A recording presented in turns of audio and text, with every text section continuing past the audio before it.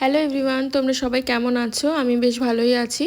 আজকে তোমাদের সঙ্গে শেয়ার করব ঠিক রান্নার সময় আমার রান্নাঘরের আউটলুকটা কীরকম থাকে, মানে আমার রান্নাঘরটা কেমন আমি রাখতে পারি রান্নার সময়। তো চলো শেয়ার করি আজকের ভিডিওটা। আজকে রান্না করছি ডিমের তরকারি, মানে আলু দিয়ে একটা তরকারি করব, আর করব ডাল লাউ দিয়ে।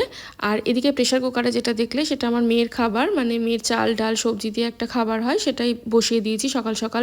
প্রথমে আমি ওইটাই বসিয়ে দিই, আর তার পাশাপাশি আমাদের রান্নাগুলোও চলতে থাকে। প্রথমে ডাল সিদ্ধ করতে বসিয়ে দিয়েছি নুন হলুদ দিয়ে, একটা কাঁচা লঙ্কা দিয়ে।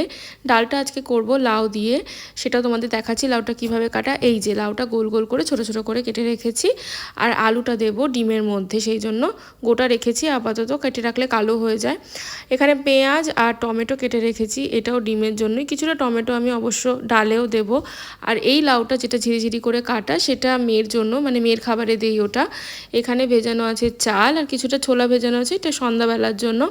তো ঠিক এরকমই থাকে আমার রান্নাঘরের অবস্থা যখন আমি রান্না করি, একটু ছড়ানো ছিটানো থাকে।